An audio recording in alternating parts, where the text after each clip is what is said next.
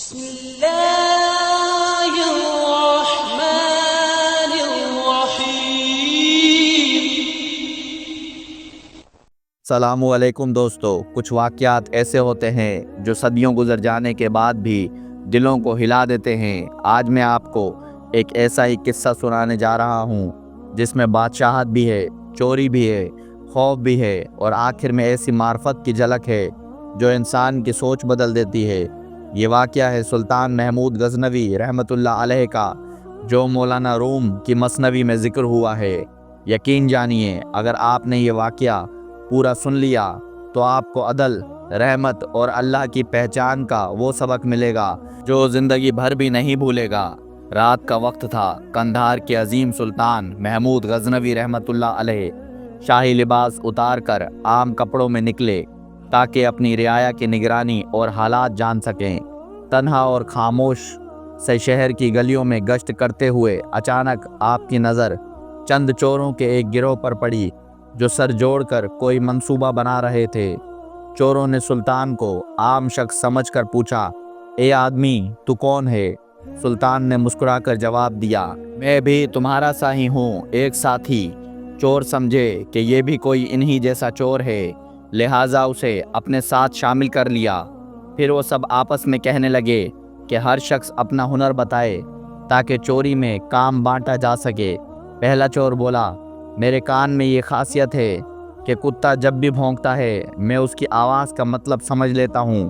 دوسرا بولا، میری آنکھ ایسی ہے، اگر کسی کو اندھیری رات میں دیکھ لوں تو دن کے اجالے میں بھی پہچان لیتا ہوں۔ تیسرا بولا، میرے بازوؤں میں یہ قوت ہے کہ میں سخت سے سخت دیوار کو بھی ہاتھ سے توڑ کر سوراخ کر دیتا ہوں۔ چوتھے نے کہا، میری ناک اتنی تیز ہے کہ مٹی سونگھ کر بتا دیتا ہوں کہ یہاں خزانہ دفن ہے یا نہیں۔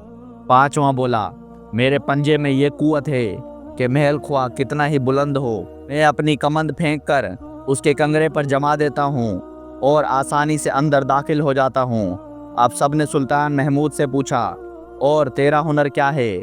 بادشاہ نے نہایت ہی حکمت سے کہا، میری داڑھی میں یہ خاصیت ہے کہ جب کسی مجرم کو پھانسی کی سزا دی جاتی ہے اور اگر اس وقت میری داڑھی ہل جائے تو وہ مجرم فوراً رہا کر دیا جاتا ہے۔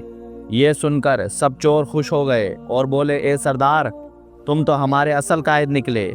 باقی سب ہنر تو چوری کے تھے، لیکن سزا سے بچانے کا ہنر تمہارے پاس ہے۔ اب ہم بے خوف ہو کر کام کریں گے۔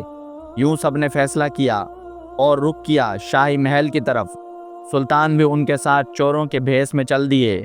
راستے میں ایک کتا بھونکا۔ وہ چور جسے کتے کی آواز سمجھنے کی طاقت تھی کہنے لگا، یہ کتا کہہ رہا ہے کہ تمہارے ساتھ بادشاہ بھی ہے۔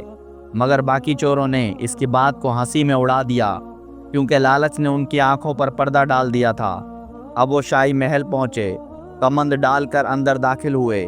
نقب زن نے دیوار توڑی، خزانہ ڈھونڈ نکالا اور سب نے مال غنیمت بانٹ لیا۔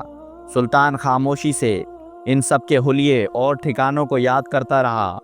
جب سب اپنے اپنے حصے کا سامان لے کر چھپانے لگے تو بادشاہ الگ ہو کر واپسی اپنے محل آ گیا۔ صبح ہوئی، دربار لگا۔ سلطان نے سپاہیوں کو رات کا سارا حال سنایا اور حکم دیا کہ سب چور گرفتار کر کے عدالت میں لائے جائیں۔ کچھ ہی دیر میں سب کے سب مشکیں کسی تخت شاہی کے سامنے کھڑے تھے۔ خوف سے ان کے چہرے زرد پڑ چکے تھے، لیکن ان میں سے وہ چور جو رات کو بادشاہ کو پہچان چکا تھا کچھ پر امید تھا۔ کبھی اس کے چہرے پر خوف چھا جاتا، کبھی امید کی لالی جھلک اٹھتی۔ وہ دل ہی دل میں کہہ رہا تھا کہ بادشاہ نے وعدہ کیا تھا، داڑھی ہل جائے گی اور ہم سب چھوٹ جائیں گے۔ جب سلطان نے جلادوں کو حکم دیا کہ سب کو سولی پر چڑھا دیا جائے، تب اس چور نے ادب سے عرض کیا، جہاں پناہ، ہم سب نے اپنے اپنے ہنر دکھا دیے، اب وہ شاہانہ ہنر آپ بھی ظاہر فرما دیجئے جس کا وعدہ آپ نے کیا تھا۔ آپ نے فرمایا تھا کہ داڑھی بلند سے ہم سب کو رہائی ملے گی، حضور کرم کیجئے، داڑھی ہلا دیجئے تاکہ ہم سزا سے بچ سکیں۔ یہ سن کر سلطان محمود مسکرائے، ان کے چہرے پر جلال بھی تھا اور کرم کی جھلک بھی۔ فرمایا، تم سب نے اپنے اپنے ہنر کا انجام دیکھ لیا، تمہارے ہنر نے تمہیں سولی تک پہنچا دیا، لیکن ایک تم میں ایسا ہے جس نے اندھیری رات میں مجھے پہچان لیا، وہ میرا عارف ہے۔ اس کی پہچان کی لاج رکھتے ہوئے آج میں تم سب کو رہا کرتا ہوں۔ یوں بادشاہ نے اپنی رحمت و معرفت سے سب کو آزاد کر دیا۔ اس واقعے سے ہمیں یہ سبق ملتا ہے کہ دنیا کی آنکھوں کو دھوکہ دیا جا سکتا ہے، مگر معرفت والی نظر سب کچھ پہچان لیتی ہے۔ جو اللہ تعالیٰ کو پہچان لیتا ہے، قیامت کے دن بھی اس کی معرفت کے صدقے عذاب سے نجات پا لیتا ہے۔ اور اگر ہم خود ایسی نظروں سے محروم ہوں تو ہمیں چاہیے کہ ایسے اللہ والوں کی صحبت اختیار کریں جن کی نگاہ کی برکت سے ہماری بخشش ہو جائے۔